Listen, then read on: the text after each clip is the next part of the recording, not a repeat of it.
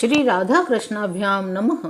भगवान श्री कृष्ण की कथाओं का आश्रय लेने वाले भक्त जनों, मैं संध्या रानी महात्मा वेद व्यास जी एवं गुरुजनों की आज्ञा से श्रीमद् भागवत महापुराण के अष्टम स्कंद के 10वें अध्याय को आरंभ करती हूँ। अध्याय 10 देवासुर संग्राम। श्री सुखदेव जी कहते हैं, परीक्षित, यद्यपि दानवों और दैत्यों ने बड़ी सावधानी से समुद्र मंथन की चेष्टा की थी, फिर भी भगवान से विमुख होने के कारण उन्हें अमृत की प्राप्ति नहीं हुई। राजन, भगवान ने समुद्र को मथ कर अमृत निकाला और अपने निज जन देवताओं को पिला दिया। फिर सबके देखते देखते वे गरुड़ पर सवार हुए और वहां से चले गए। जब दैत्यों ने देखा कि हमारे शत्रुओं को तो बड़ी सफलता मिली, तब वे उनकी बढ़ती सह न सके। उन्होंने तुरंत अपने हथियार उठाए और देवताओं पर धावा बोल दिया। इधर देवताओं ने एक तो अमृत पीकर विशेष शक्ति प्राप्त कर ली थी और दूसरे उन्हें भगवान के चरण कमलों का आश्रय था ही, बस वे भी अपने अस्त्र शस्त्रों से सुसज्जित हो दैत्यों से भिड़ गए। परीक्षित, क्षीर सागर के तट पर बड़ा ही रोमांचकारी और अत्यंत भयंकर संग्राम हुआ। देवता और दैत्यों की वह घमासान लड़ाई ही देवासुर संग्राम के नाम से कही जाती है। दोनों ही एक दूसरे के प्रबल शत्रु हो रहे थे। दोनों ही क्रोध से भरे हुए थे। एक दूसरे को आमने सामने पाकर तलवार, बाण और अन्य अनेकानेक अस्त्र शस्त्रों से परस्पर चोट पहुंचाने लगे। परीक्षित, रणभूमि में दैत्यों के सेनापति विरोचन पुत्र बलि मैं दानव के बनाए हुए वेहायस नामक विमान पर सवार हुए। वह विमान चलाने वाले की जहाँ इच्छा होती थी वहीं चला जाता था। युद्ध की समस्त सामग्रियां उसमें सुसज्जित थी। परीक्षित, वह इतना आश्चर्यमय था कि कभी दिखलाई पड़ता तो कभी अदृश्य हो जाता था। उसी श्रेष्ठ विमान पर राजा बलि सवार थे। सभी बड़े बड़े सेनापति उनको चारों ओर से घेरे हुए थे।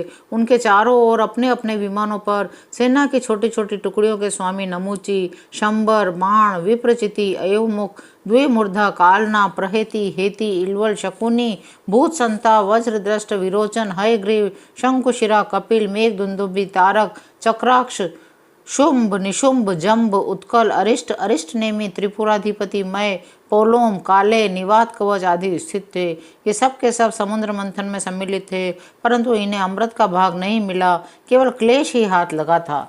इंद्र ने देखा हमारे शत्रुओं का मन बढ़ रहा है, ये मदोन्मत्त हो रहे हैं, तब उन्हें बड़ा क्रोध आया। वे अपने वाहन ऐरावत नामक दिग्गज पर सवार हुए। उसके कपोलों से मद बह रहा था, इसलिए इंद्र की ऐसी शोभा हुई मानो भगवान सूर्य उदयाचल पर आरूढ़ हों और उससे अनेकों झरनों बह रहे हों। दोनों सेनाएं आमने सामने खड़ी हो गई। दो दो की जोड़ियां बनाकर वे लोग लड़ने लगे।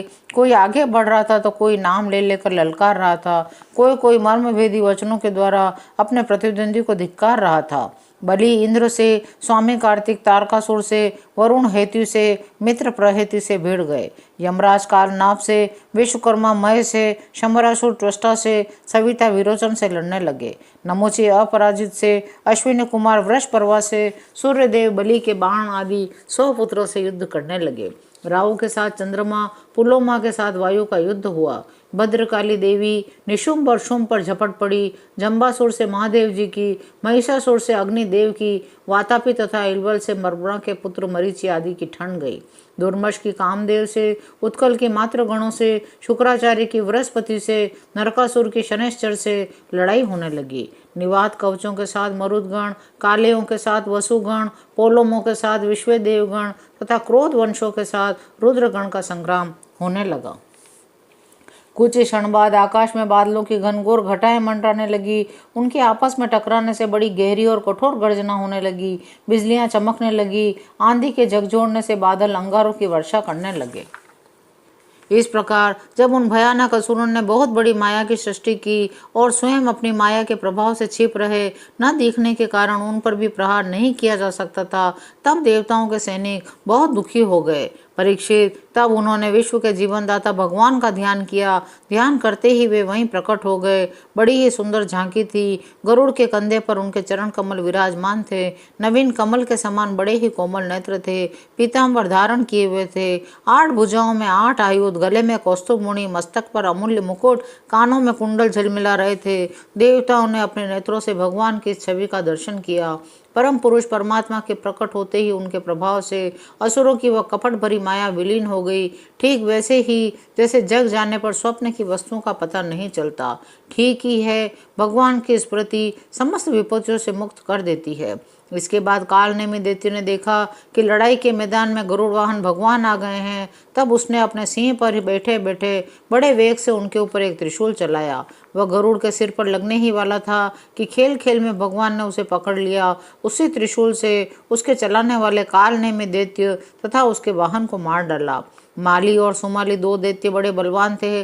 भगवान ने युद्ध में अपने चक्र से उनके सिर भी काट डाले। वे निर्जीव होकर गिर पड़े।